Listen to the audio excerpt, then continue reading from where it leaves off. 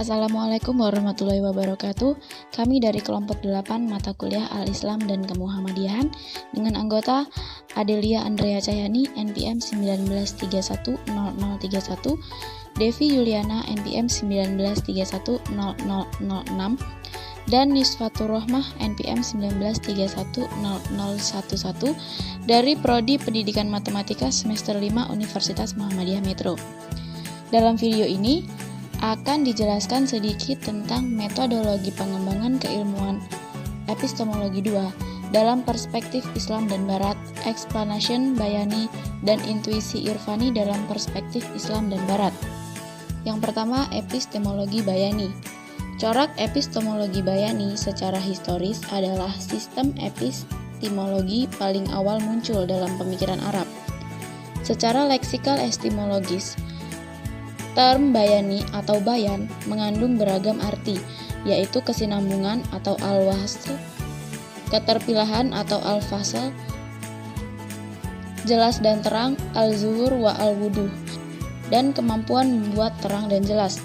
Epistemologi bayani muncul bukan sebagai entitas budaya yang historis, melainkan memiliki akar sejarah yang panjang dalam pelataran tradisi pemikiran Arab.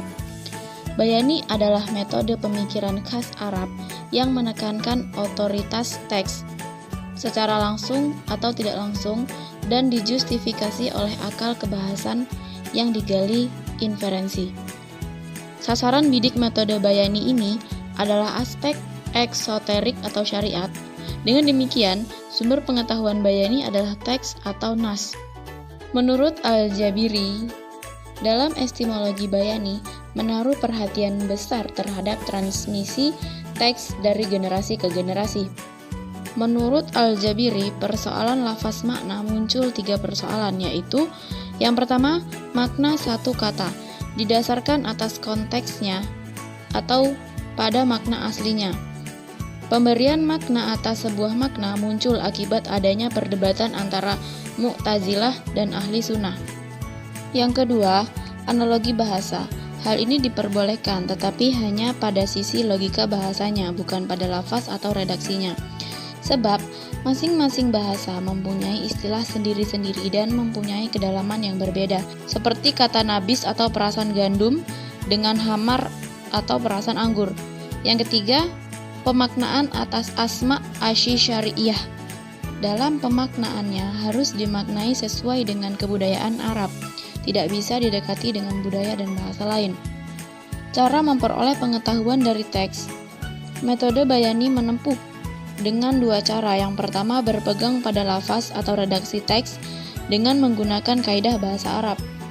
Yang kedua, berpegang pada makna teks dengan menggunakan logika, penalaran, atau rasio sebagai alat analisis.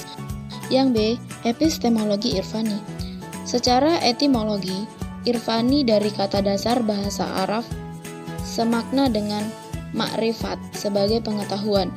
Sedangkan secara terminologis, irfani bisa diartikan sebagai pengungkapan atas pengetahuan yang diperoleh lewat penyenaran hakikat oleh Tuhan kepada hambanya setelah adanya ruhani yang dilakukan atas dasar cinta. Para ahli berbeda pendapat tentang asal sumber irfani. Yang pertama, menganggap bahwa irfani Islam berasal dari sumber Persia dan Majusi. Kedua, irfani berasal dari sumber-sumber Kristen.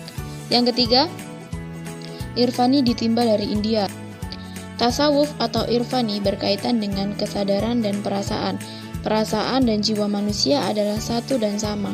Meski berbeda ras dan bangsa, apapun yang berkaitan dengan jiwa manusia, lewat latihan-latihan ruhani bisa jadi sama, meski tanpa ada kontak di antara keduanya, sehingga adanya kesamaan antara irfani dengan genotisme asing bukan berarti menunjukkan adanya keterpengaruhan.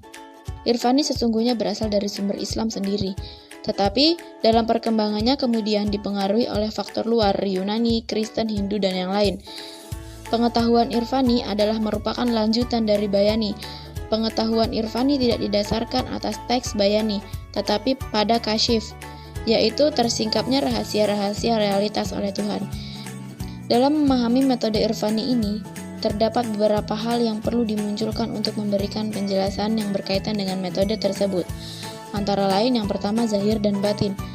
Berdasarkan sasaran bidik irfani yang esoterik, isu sentral irfani adalah zahir dan batin, bukan sebagai konsep yang berlawanan tetapi sebagai pasangan. Aspek zahir teks adalah bacaannya, sedangkan aspek batinnya adalah takwilnya. Konsep zahir batin ini tidak berbeda dengan lafadz makna. Bedanya dalam epistemologi bayani, seseorang berangkat dari lafadz menuju makna, sedangkan dalam irfani seseorang justru berangkat dari makna menuju lafadz, dari batin menuju zahir. Yang kedua, nubuwah dan walayah. Nubuwah adalah padanan dari konsep zahir, sedang walayah pasangan dari batin. Keduanya berkaitan dengan otoritas religius yang diberikan Tuhan atas diri seseorang. Bedanya, kenabian ditandai dengan wahyu dan mukjizat serta diperoleh dengan tanpa usaha, sedangkan kewalian ditandai dengan keramahan serta irfani dan diperoleh lewat usaha. Demikian penjelasan yang dapat kelompok kami sampaikan. Kurang dan lebihnya kami mohon maaf. Kami akhiri. Wassalamualaikum warahmatullahi wabarakatuh.